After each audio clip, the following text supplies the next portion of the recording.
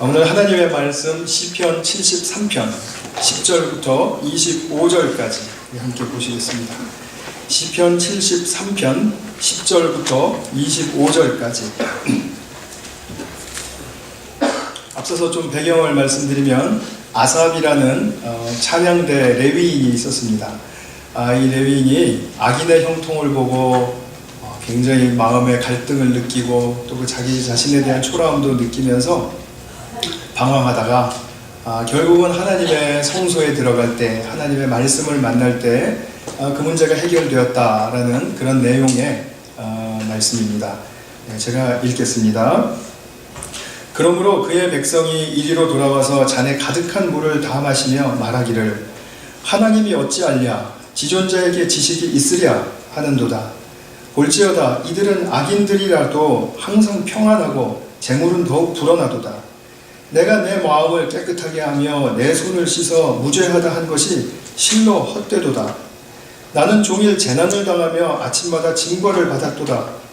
내가 만일 스스로 이르기를 내가 그들처럼 말하리라 하였더라도 나는 주의 아들들의 세대에 대하여 악행을 행하였으리이다. 내가 어쩌면 이를 알까 하여 생각한즉 그것이 내게 심한 고통이 되었더니 하나님의 성소에 들어갈 때에야 그들의 종말을 내가 깨달았나이다. 주께서 참으로 그들을 미끄러운 곳에 두시며 파멸에 던지시니 그들이 어찌하여 그리 갑자기 황폐되었는가 놀랄 정도로 그들은 전멸하였나이다. 주여 사람이 깬 후에는 꿈을 무시함같이 주께서 깨신 후에는 그들의 형상을 멸시하시리이다. 내 마음이 산란하며 내 양심이 찔렸나이다. 내가 이같이 우매무지함으로 주 앞에 짐승이오나 내가 항상 주와 함께하니 주께서 내 오른손을 붙드셨나이다. 주의 교훈으로 나를 인도하시고 후에는 영광으로 나를 영접하시리니 하늘에서는 주 외에 누가 내게 있으리요 땅에서는 주밖에 내가 사모할 리 없나이다. 아멘. 오늘 말씀과 묵상 세 번째 시간입니다. 오늘 하나님의 말씀으로 삶의 지평 넘어가기. 말하자면 삶이라는 것은 우리에게 어디 있냐면 생각에 있습니다. 우리 생각이 전환되면 삶이 바뀝니다. 그런 의미에서 삶의 지평 넘어가기라는 말은 나의 생각 지평 넘어가기라고 말하실 수 있겠습니다.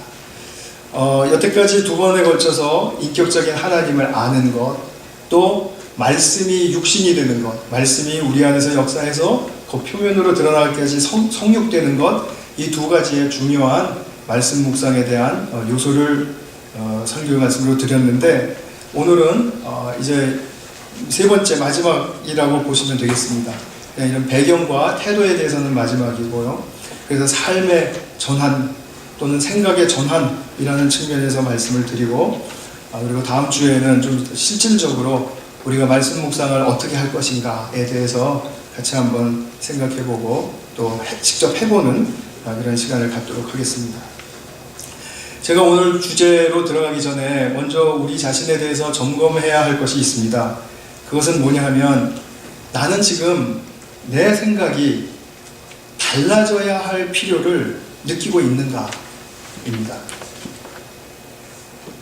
한번 2초 정도 생각해 보세요.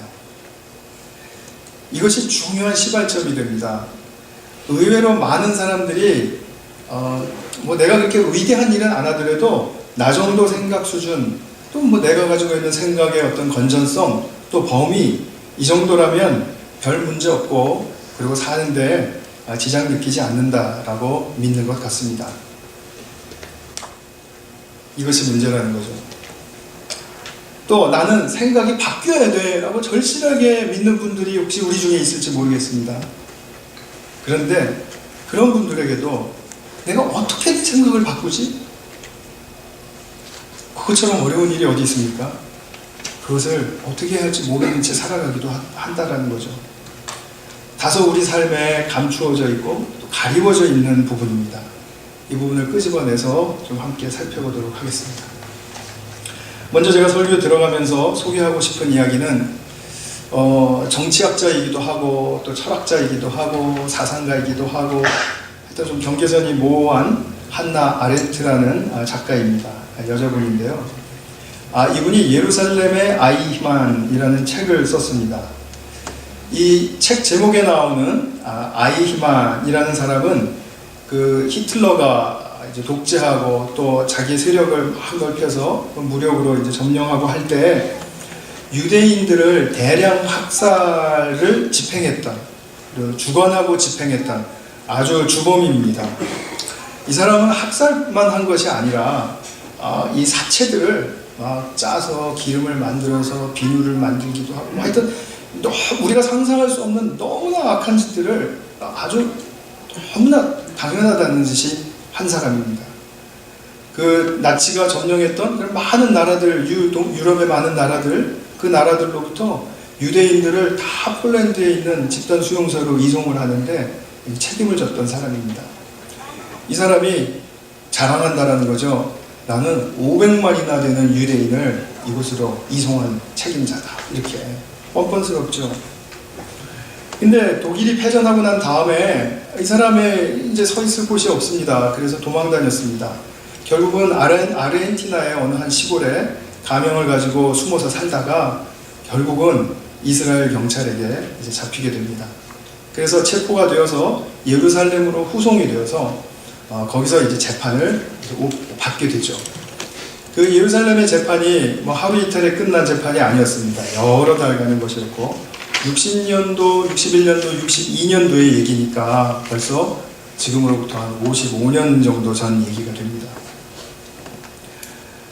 이런 재판 과정을 쭉 살펴보면서, 지켜보면서 한나 아렌트가 예루살렘의 아이히만이라는 보고서를 쓰게 된 것입니다.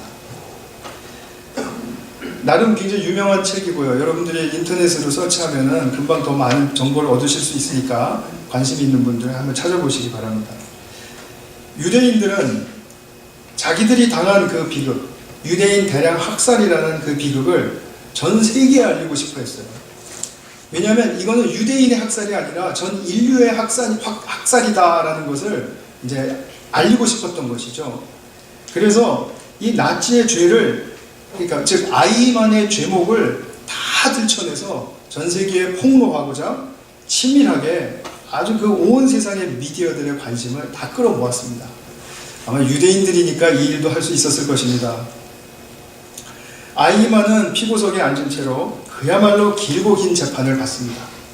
그 재판을 받는 동안에 자기가 행한 그 죄목들 수백 가지, 수천 가지들이 다 들춰집니다.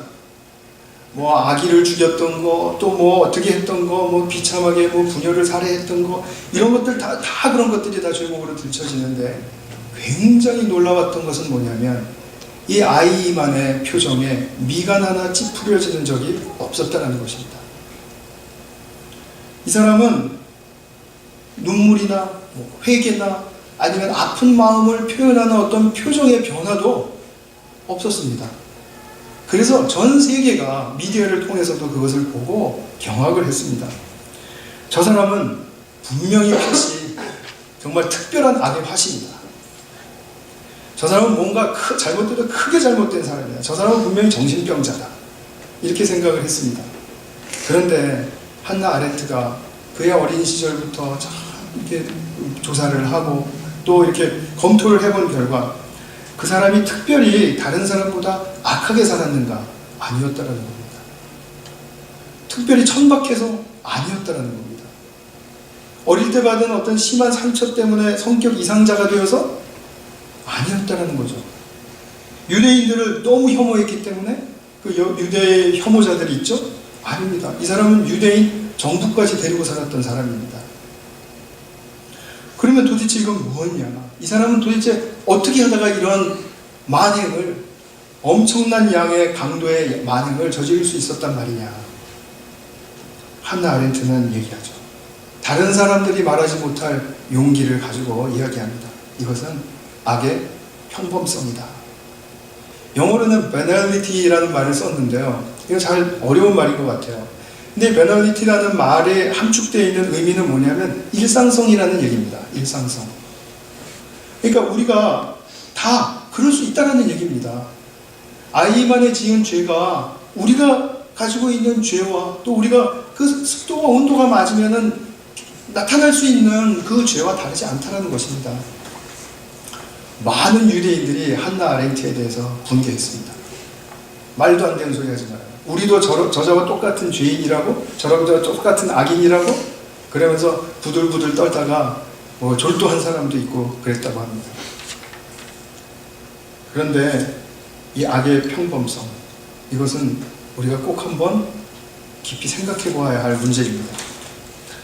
여기서 아렌트가 더 나아가서 하는 말은 무엇이냐면 악의 평범성은 어디에서 발생하는가에 대한 것입니다. 어디에서 발생하는가? 아렌트는 이렇게 얘기하죠. 그거는 사유의 결핍에서 오는 것이다. 무사유에서 오는 것이다. 생각하지 않기 때문이라는 것입니다. 실로 아이만은 당신은 어쩌자고 그렇게 악을 저질렀습니까? 그것이 당신은 죄라고 생각하지 않습니까? 그랬더니 이 사람이 한 얘기는 나는 내가 한 일은 법 앞에서는 죄가 아니라고 굳게 믿습니다. 이렇게 얘기했습니다. 법 앞에서는 죄가 아니다. 이렇게 말했다는 거죠. 그러면 그 사람은 어떻게 해서 그렇게 한 것입니까? 나는 명령받았기 때문에 했다는 겁니다. 명령받았기 때문에. 그 시스템, 그 체계, 모든 사람들이 그렇게 하고 있다. 나도 그렇게 했다. 뭐가 잘못된 것이냐? 되묻는 것이죠. 이것이 뭡니까? 사고의 결핍. 사고의 전환이 일어나지 않은 것이죠. 진정한 인간됨의 사유의 차원으로 들어가지 못했다는 것입니다. 우리가 어떤 일이라도 일어나게 되면 그 일을 참 생각하기조차도 힘들 때가 참 많습니다. 우리가 생각하다가 피폐해지고 또 건강도 약화되고 질병도 얻고 그렇게 될 수 있습니다. 그런데 그렇기 때문에, 그렇게 힘들기 때문에 남들이 하는 대로 했다는 거죠. 남들이 생각하는 대로 그냥 따라 생각했다는 겁니다. 근데 그건 진정한 의미에서 생각이 아니죠. 깊숙한 이 사유의 게으름, 이 게으름을 아렌트는 지적을 하고 있고, 이 게으름이 인간에게서 악을 일상적이고 평범하게 발생시킨다. 지금 이렇게 말하고 있는 것입니다. 아이만이 지은 악의 종류와 양과 강도에는 못 미칠지라도 우리에게도 이런 예는 참 많습니다. 다른 사람들이 모두 깃털 모자 쓰고 있으면 나도 깃털 모자 써야 되겠다 라는 생각이 그냥 생깁니다. 깃털 모자 쓰신 분들이 없기 때문에 제가 드리는 말씀이지만 그렇습니다. 이게 패션이다, 이게 트렌드다, 그것이 무슨 의류에 관한 거건, 드라마에 관한 거건, 그것이 무슨 정치의 흐름에 관한 거건, 어떤 경제의 성향에 관한 거건, 모든 것이 다 그런 거 아닙니까? 사람들이 다 그렇게 한다 그러면은 연구들이 다 그쪽으로 쭉 몰려 들어가지 않습니까? 우리 교수님들 다 아시지 않습니까? 그 경향에 따라가야 된다는 거. 이거는 엄격한 의미로 진정한 사유가 발휘되지 못하는 것이죠. 직업 면접을 준비하는 그 준비생들에게 우리나라에서 서베이를 했답니다. 인터뷰에서 가장 중요한 것이 무엇이라고 생각합니까? 그리고 그 준비생들한테 이제 질문을 던졌는데 그 질문에 84%가 똑같은 대답을 했습니다. 제가 디모데에서는 이 얘기 했는데요. 84%가 다 똑같이 얘기한 내용이 뭔지 압니까? 외모입니다. 외모. 면접관들은 그렇게 생각하지도 않고 있는데 자기들은 다 외모가 중요하다고 생각하는 거예요. 인상이 중요해요. 머리가 중요해요. 옷 중요해요. 이런 거예요. 84%면 갈 때까지 간 겁니다. 사실은. 근데 면접생들이 왜 그렇게 생각을 하죠? 다 면접한 사람들이 그렇게 얘기하니까 자기도 따라서 그렇게 생각을 하는 거죠. 맹신하는 거죠. 그 수준이 되는 것입니다. 우리가 하나님을 떠난 것으로부터 시작해서 그 이후로 익숙해진 것, 하나님 없이 다 익숙해진 것을 죄라고 말합니다. 그러니까 하나님과 관계없는 것들이 다 죄입니다. 근데 우리가 예수를 믿고 나서도 아직도 죄성의 탄력이 넘치는 가운데 우리가 있기 때문에 살다가 보면은 내가 예수를 믿긴 믿었지만 진정으로 본질적인 어떤 복음의 생명의 세계를 마주치고 만나고 누리고 그러기 위해서 우리가 정말 해야 할 일이 있고 되어야 할 일이 있습니다. 그것이 뭐냐면 생각의 전환, 생각의 도약입니다. 그 상황 또는 그 체제 또 이때까지 이래 왔으니까 또 앞으로도 그럴 거니까 이렇게 해야 해서는 우리는 아무런 변화도 일어나지 않는다는 거죠. 예수님을 믿고 어떠한 외적인 동기부여에 의해서 뭐 교회 봉사도 하고 우리가 모든 어떤 일도 하고 그래서 사람들에게 흐뭇한 그러한 느낌과 그리고 감정을 전달할 수 있을 만큼은 무언가 할 수 있을지 몰라도 정말 그것으로 변화되지 않고서는 사고가 결핍된 채로 있어서는 우리에게는 어떤 예수 믿고 나서의 성경이 약속하는 그런 전환과 그 전환으로 말미암은 축복은 누리지 못한다는 것입니다. 저는 항상 여기에 안타까움을 가지고 있습니다. 제 자신에 대해서도 그렇고 우리 성도님들에 대해서도 그렇고 모든 교회에 대해서도 그렇습니다. 그러면 우리가 무조건 고민 많이 하고 지금 되어가는 것에 그냥 또 반대되는 어떤 거 없나 그러고 끄집어내서 또 반대되는 또 생각하고 또 그것도 얘기하고 또 불필요한 경우의 수까지 다 끌어들여서 피곤하게 우리가 생각하자라는 말입니다. 사실 어떤 사람들은 생각을 너무 많이 해서 탈이죠. 그런데 그걸 생각의 전환이라고 말하는 것이 아니라 그냥 생각이 무성하다 이렇게 얘기하는 거죠. 생각만 무성한 것을 말하고자 하는 것이 아닙니다. 우리가 아렌트의 지적을 생각하면서 어떤 측면에서 우리의 삶의 한계, 우리의 삶의 지평선을 넘어갈 수 있을까? 그것을 오늘 본문을 또한 살펴보면서 한번 말씀을 나눠보도록 하겠습니다. 아삽은 이제 다윗 왕 때에 찬양하는 그 레위인이었습니다. 직분자였습니다. 그러니까 요즘으로 말하면은 이제 성가대 지휘자, 성가대 대장님 뭐 이런 아주 중요한 직분을 가졌던 분입니다. 근데 이 사람은 아마 자기가 그 손해보고 또 어려운 상황이 닥치고 막 이렇게 하더라도 굉장히 정직하고 바르게 살아야 한다. 이것이 하나님 앞에 옳은 삶이다. 이렇게 믿고 살았던 사람 같아요. 그런데 주변을 보니까 11절에 이렇게 얘기하는 사람이 있다는 겁니다. 하나님이 어떻게 알아? 기존자에게 지식이 있으면은 내가 지금 이렇게 하는 것도 알 수 있어? 하는, 그럼 말하자면 자기 실속을 부당하게 챙기고 그리고 떵떵거리는 악인들이 눈에 띄더라는 거죠. 아삽이 그런 사람들을 보고서는 분개했습니다. 하나님, 어떻게 하다가 이런 자들을 이렇게 그냥 내버려 두시게 되었습니까? 그러다가 그런 것들이 오래 가니까 환멸이 느껴졌습니다. 이건 뭐지? 하는 그런 느낌이 들어온 거예요. 급기야는 이들의 이런 형통을 모순되게도 질투하게 되기까지 했습니다. 3절에 보시면 이는 내가 악인의 형통함을 보고 오만한 자를 질투하였음이로다. 굉장히 내적 갈등을 많이 느낀 거죠. 자기의 모순도 바라보게 되고요. 자, 이러면 그러다가 13절에 보면 13절을 제가 표준 세번역으로 읽어드리겠습니다.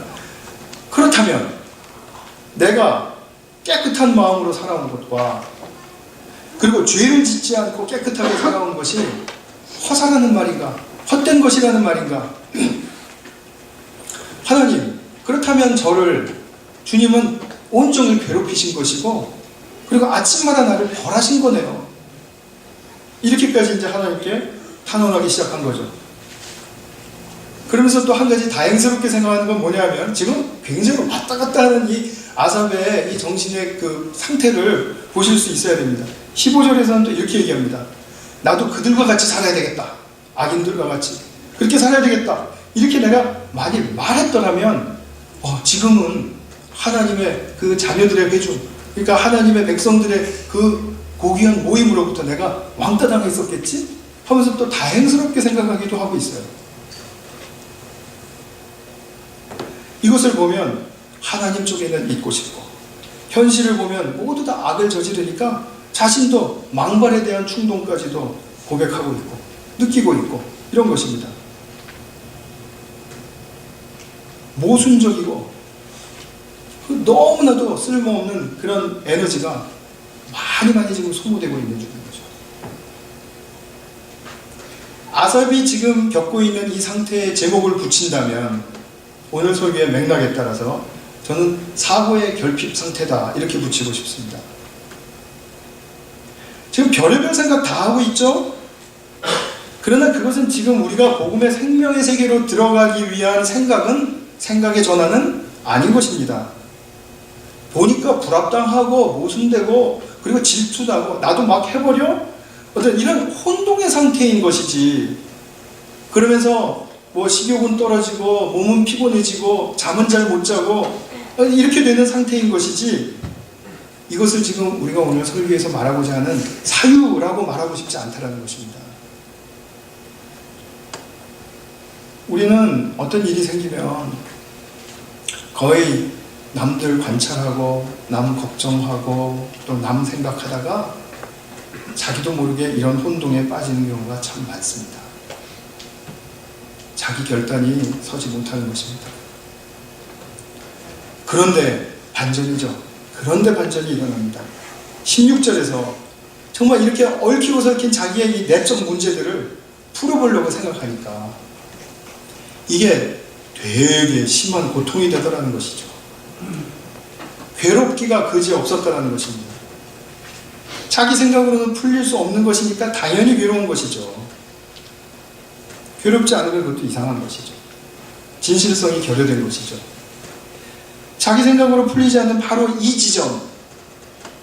이 지점이 놀랍게도 나의 진정한 사유의 세계가 새롭게 열릴 수 있는 기회를 제공합니다. 무슨 말입니까? 나와는 맞지 않아요. 생소하고 이질적이고 적개심이 일어납니다. 심지어는 기분 나쁘고 다 그냥 힘만 된다면 뒤집어 엎고 싶은 그런 상황입니다. 이런 큰 괴로움의 상태에서 자기가 그 괴로움을 흡수하고 직면하고 받아들이겠다라는 바로 그 지점이 우리의 새로운 사고의 회복과 전환을 맞이할 수 있게 하는 바로 그 지점이라는 말씀입니다.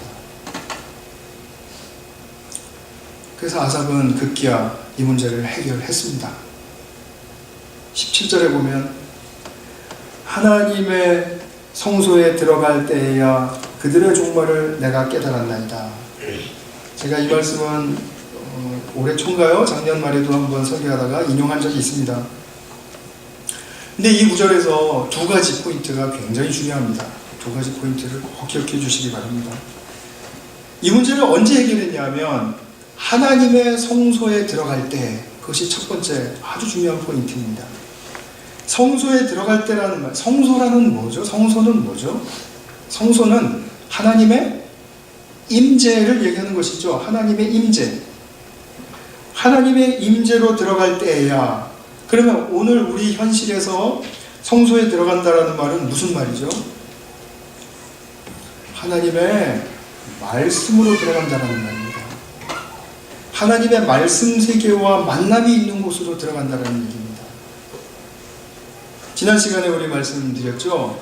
창조주이신 예수님, 바로 말씀 그 자체이시다.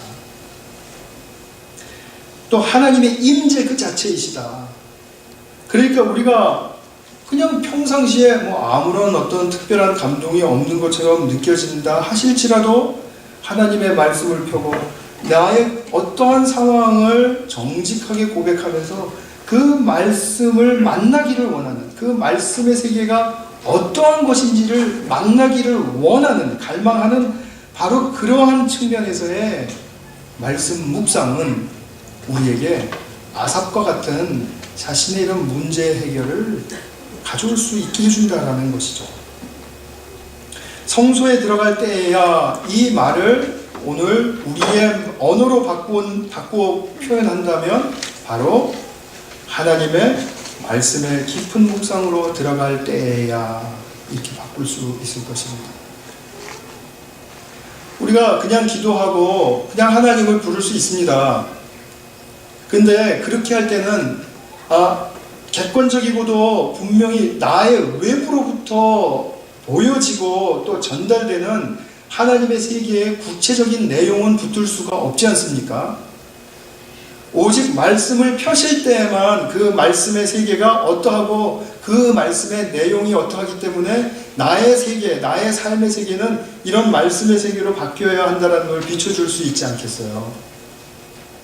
그러니까 말씀을 펼쳐놓고 말씀을 보는 것과 말씀을 덮어놓고 그냥 나는 기도 많이 해요, 이거랑은 완전히 차원이 다른 문제라는 걸 아셔야 되겠죠? 그래서 말씀을 항상 펼쳐놓고 보시는 거, 아는 말씀이라도 한번 확인하는 거, 그리고 다시 곱씹는 거, 그것은 너무나도 중요한 크리스천의 자세입니다. 말씀에 대한 자세입니다. 그래서 성소에 들어갈 때 깨달았다고 얘기하면서 두 번째, 그들의 종말을 깨달았나이다 이렇게 얘기합니다. 근데 우리가 그 뒷구절과 같이 연결해서 보면은 혼동되기 쉬운데 무슨 말씀이냐 하면, 여기서 깨달음을 얻었다라고 말하는 것은 보고 깨달은 것 아니고요, 듣고 깨달은 것 아닙니다. 사고의 전환이 내게서 일어나니까, 그러니까 내가 확신하게 되었다는 것입니다. 악인들은 아직도 형통하는 그 채로 있습니다. 그런데 내가 하나님의 말씀의 세계 안에서 내 사고의 전환이 일어나니까, 그런 삶은 너무나도 무용한 삶이로구나, 이거는 패망할 삶이로구나, 그것을 본인이 확신하게 되었다는 거예요. 자기의 사고의 전환으로 인해서. 그런 다음에 그들의 그 추후에 일어나는 그 발생하는 일들을 보니까 그들은 정말 미끄럼판에 넘어지듯이 다 넘어지더라는 거죠. 그건 나중에 확인한 것입니다, 아삽이. 그러니까 이 아삽에게 있어서는 악인들이 이러하다 저러하다 뭐 이렇게 바뀌고 있는 그런 상황을 다 관찰하고선 지금 이 시편의 고백을 한 것이 아니라, 하나님의 성소에 들어갈 때 나의 내면의 세계와 사유의 세계가 완전히 차원을 달리해버리니까, 그러니까 이 사람들의 종말은 이렇구나를 딱 알게 되었다는 것이고, 그것을 깨닫기까지 아삽이 지불한 대가는 무엇이었냐면 바로 심한 고통이었다는 것입니다. 아삽의 심한 고통을 대가로 해서 이렇게 깨달음의 세계에 들어간 것입니다. 그러니까 거듭 말씀드리고자 하는 것은 그냥 이것은 단순히 알았다는 게 아닙니다. 자신이 비하가 되고 상황은 불합리하고 마음은 질투와 혼동의 상태에 있었는데, 거기에서부터 벗어나서 나는 내가 미처 경험해보지 못한 어떤 새로운 상태, 하나님이 나를 위해서 예배해 주신 어떤 새로운 상태가 있었는데, 그 새로운 상태를 처음으로 얻고 누리게 되었다는 뜻입니다. 그러자면 나의 삶의 차원이 달라진 거죠. 사랑하는 성도님들, 우리가 살아가면서 참 피곤하다, 참 기운이 없다, 저도 항상 달고 다니는 말이라서 참 죄송스러운데요, 이런 말씀 드리기가. 우리가 정말 몸이 피곤해서 피곤한 게 아닙니다. 우리의 생각이 피곤해서 피곤한 것입니다.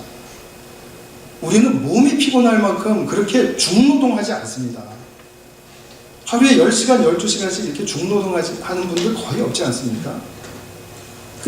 한 가지 더 이상하고도 정말 신기한 것은 아침부터 피곤하다는 거죠. 제 얘기인가요? 제가 이렇게 적나라하게 얘기하면 안 되는 거예요. 아침부터 피곤한 이유가 몸이 피곤한 게 아니지 않습니까? 근데 몸은 쉬자고 얘기를 하는 거예요. 그럼 뭐가 피곤한 겁니까 도대체? 내 생각이 피곤하고 내 뇌가 필요한 겁니다. 필요한 게 아니라 피로한 겁니다. 우리는 생각이 필요하기 때문에 모든 것이 필요하게 느껴지는 것입니다. 그렇기 때문에 삶의 지평이 열리지 않는 것입니다. 정말 우리는 항상 그래도 그리워하죠. 예수를 믿고 뭔가 하나님이 새로운 세계를 주신다고 하는데 나의 삶의 한계에 갇혀서 보이지 않는 저 지평선 너머의 세계는 무엇이 있을까? 감도 안 잡히고 추측도 할 수 없는 그 세계가 있긴 있다는 것은 우리가 거듭난 사람으로서 감지하기는 하죠. 그런데 그 너머의 세계를 어떻게 맛을 보냐 하는 것입니다. 어떻게 맛을 보느냐. 문제는 나의 삶에서 시달리고 또 휘말리고 그리고 정말 빠져서 헤어나올 수 없는 것 같은 그런 상태에서의 그 나의 괴로움을 수용하는 것이다. 이것입니다. 회피하는 것을 말하지 않습니다. 억누르는 것도 말하지 않습니다. 마치 없는 것처럼 살아가는 그런 걸 얘기하는 것이 아닙니다. 문제는 문제니까요. 우리가 좀 더 생각해야 될 교훈은 무엇이냐면 나는 생각이 많습니다. 나는 사유합니다. 이렇게 하지만 쳇바퀴도는 생각의 순환 속에서 1년, 5년, 10년, 20년 그렇게 헤어나오지 못할 때가 많다는 것입니다. 물론 이런 생각의 순환 속에서도 우리에게 배움은 있습니다. 지식을 쌓습니다. 경험적 지식도 쌓고요. 학문적 지식도 쌓고 감각적 지식도 쌓고 관계적 지식도 쌓고 다 쌓아갑니다. 지식은 증진합니다. 그런데 그런 지식이 나를 새롭게 하는 것은 아니고 그냥 기존의 나를 강화시키는 것입니다. 나를 합리화시키고 나의 폭을 넓힌다고는 하면서 나를 더 비대하기만 할 뿐입니다. 영양가 없는 비대함이죠. 그래서 교회 다니면서 듣고 우리가 읽고 나누는 모든 말씀이 또 이런 어떤 우리의 은혜의 나눔들이 나의 나의 이해의 영역 안에 있고 그래서 내가 좀 잘 이해가 되고 그리고 그래 그거 정말 그래 오늘 그거 참 도움이 됐어 그 말. 뭐 이렇게 이런 정도에 머무르고만 있다면 그러면 자신에 대해서 의심하셔야 된다는 거죠. 내가 지금 사고의 전환이 일어나지 않고 있구나. 오늘도 나는 내가 이해되는 말씀, 내가 동의할 수 있는 말씀만 내 안에 받았구나.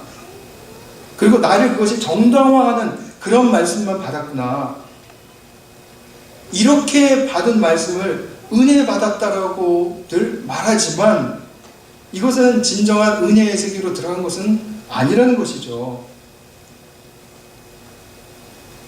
나를 그냥 편하게 하고 내 주장을 더 세우는 역할을 한 그것뿐이라는 거죠. 그래서 제가 성도님들께 이런 말씀을 드리면서 그거 남의 얘기만 할 거 아니다. 내 얘기를 좀 해드려야 되겠다라는 생각이 들었는데 정말 제가 딱 보니까 지난 금요일이 제가 이제 개인신일의 목사로서 온 지 딱 한 띠가 돌아간 날이었습니다. 만 12년 딱 되고 이제 지금 13년째로 들어선 지 이틀 됐는데요. 12년 동안에 제가 돌아보면서 나의 진정한 사고의 전환은 있었던가? 나의 진정한 사고의 도약은 있었던가? 정말 냉정하게 한번 생각해 봤습니다. 저는 목사로 오기 전부터 제 나름대로 신실한 크리스찬이었고 또 교회 생활 열심히 했고 또 다른 사람들도 도와주려고 많이 애썼고 또 말씀도 가르쳤고 또 기도도 했고 여러 가지 측면에서 크리스찬이 아닌 제가 이런 말씀 드리기는 뭐하지만 참 그래도 요즘 그래도 보기 드문 그리스도인이다 아마 좀 그렇게 생각이 됐을지도 모르겠습니다. 정말 너무 낯뜨겁네요 이런 얘기하니까. 근데 제가 목사가 돼서 이제 개인세미나에 왔습니다. 왔는데 과연 나는 그것의 연장을 살지 않았는가 하는 그런 위협이 저에게 굉장히 심하게 들어왔습니다. 제가 특히 목사로서 풀타임으로 일하면서는 말씀 보는 시간 많죠. 말씀 듣는 시간도 많죠. 또 설교하기 위해서 정리하고 또 연습하는 시간도 많죠. 또 이것을 위해서 제 나름대로 책도 많이 보죠. 또 영화도 공부하듯이 보죠. 여러 가지 정말 다큐멘터리나 강의나 뭐 유익한 것들 정말 너무나 많이 듣고 정리해놓은 거, 제목만 정리해놓은 것도 뭐 엄청납니다. 그런데 여러분들 저를 보시다시피 그렇게 하고 나서 그 꼬라지냐, 지금 그거 물어보실 수 있지 않습니까? 그냥 그렇게 하고 나서 그게 12년 지났는데 그 정도입니까? 그럴 수 있죠. 근데 제게 있어서는 제 진정한 삶의 방향, 제가 미처 생각하지 못했고 추측도 할 수 없었던 그런 새로운 세계가 제게 열리는 그런 위기감을 느끼고 무서움을 느끼는 그런 단계 속에서 제가 그것을 싫지만 수용했을 때, 그때서야 비로소 제게 사고의 전환이 일어났던 것을 저는 기억을 하게 되었습니다. 연도수까지 기억이 나더라고요. 2006년, 2008년, 2011년, 2012년, 2016년. 그래. 그때가 정말 너무 괴롭고 힘들었어요. 그런데 하나님, 그거 그냥 품고 하나님께 나가려고 했더니 하나님께서 그 세계가 그냥 나의 세계처럼 이렇게 비참하게 여겼을 정도로 그건 네 거다, 네 몫이다 이렇게 하셨지만, 그러나 그것과 함께 열어주신 복음의 생명의 세계는 나의 생각을 바꿔놓기에, 나의 사유를 전환시키기에 충분하고도 남는 것이었구나. 이것을 고백할 수 있게 되었습니다. 우리는 뭐 상대와 대화하든지 일을 하든지 아니면 어떤 상황이 닥치든지 할 때 나랑 맞지 않는 말, 도무지 이건 상식적으로 이해가 안 된다 막 이런 거, 그 다음에 뭐 도무지 뭐 반대하는 것 같고 또 나를 공격하는 것 같고 막 이렇게 할 때 피해가고자 하는 노력이 엄청납니다. 빨리 잊고 싶죠. 근데 그것은 괴로움을 직면하는 것이 아닙니다. 그거는 도망하는 것입니다. 그 도망의 목적지는 자기 동굴입니다. 결국은 자신이 자신을 가두어버리는, 피해간다고는 하지만 결국은 자신이 자신에게 갇혀버리는 바로 그런 아이러니컬한 상태를 빚어내게 됩니다. 괴로움을 직면하고 받아들인다는 것은 내가 싫은 느낌이 팽배하고 자존심이 막 깨지고 상하고 나의 치유의 그 불능의 약점이 막 드러나고, 여태까지 살아왔을 때 이 순간까지도 내가 고치지 못한 것이 있었는데 그 약점은 평생 갈 수도 있다라고 생각할 때 얼마나 좌절이 됩니까? 그러나 그런 좌절이 되는 그런 부분까지도 수용해 보는 것입니다. 그리고 하나님의 말씀의 세계로 들어가는 것입니다. 하나님의 말씀을 펼치고 들어가는 것입니다. 이런 괴로움을 품고 성경을 펼쳤던 많은 사람들의 간증이 창세기 1장 1절에서부터 일어났다는 사실을 아십니까? 자기의 이런 삶의 괴로운 문제, 이런 엄청나게 무거운 것들, 싫고 혐오스러운 것들을 안고 그래도 나 하나님께 한번 희망을 걸어볼래요 하고 창세기 1장 1절을 펼쳤는데, 태초에 하나님이 천지를 창조하십니다. 됐다. 내 인생 끝났구나. 좋은 의미에서. 그렇다면 나 됐다. 이렇게 고백한 우리 믿음의 선배들 많습니다. 창조가 과학적입니까? 뭐합니까? 그게 꼭 24시간 하루입니까? 이러면은 그야말로 우리 무성한 생각 속에 우리 생각만 피곤해지는 것입니다. 창조주 하나님을 만나는 것이죠.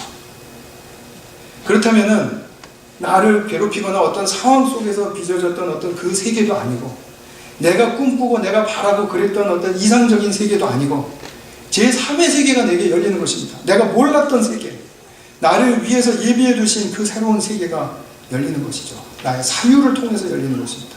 그 세계가 열리면 나의 삶은 분명하게 변화됩니다. 왜냐하면 거기에서는 하나님의 생명의 강도를 실질적으로도 느낄 수 있기 때문에 그런 것입니다. 이런 하나님의 생명의 강도를 모두 누리실 수 있기를 바랍니다. 크게나 작게나 지금보다 조금 더, 내가 많이 체험했던지 체험이 적었던지 간에 지금보다 조금 더 그렇게 체험하실 수 있는 하나님의 생명의 활력을 발견하시고 누리실 수 있기를 바랍니다. 그러나 변화되면 우리의 삶은 그냥 변화되는 것입니다. 내가 뭐 변화되겠다, 뭐 나 이렇게 변화되고 싶다, 이런 거 말씀하시지 않아도 됩니다. 말씀을 맺겠습니다. 그래서 괴로움을 가지고 묵상하십시오. 하나님의 말씀으로 나아가시고 하나님의 말씀으로 들어가십시오. 제가 맨날 말씀드리지 않습니까? 15분이면 기본적으로 괜찮습니다. 15분. 그대로 괴로움을 피하기 위한 말씀이 아니고 괴로움을 넘어서게 하기 위한 말씀입니다. 이제는 우리가 우리 자신을 더 강화시킬 필요 없습니다. 우리를 더 비대하게 만들 필요 없습니다. 여태까지 그렇게 살아봤는데요. 별 변화와 성숙이 없습니다. 무슨 일이든지 옛날에 반응하던 대로 똑같이 반응하고 있고, 옛날에 싫어했던 거 똑같이 싫어하고 있고, 옛날에 지겨웠던 거 지금도 똑같이 지겨워하고 있는데 우리가 뭐가 달라진 게 있어요? 문제는 뭐냐면 생각의 전환과 도약이 이루어지지 않았다는 것.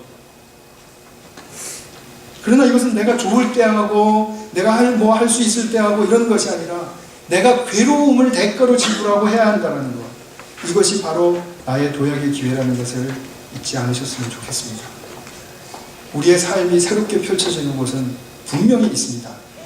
그곳은 바로 하나님의 말씀의 세계입니다. 같이 한번 기도하겠습니다.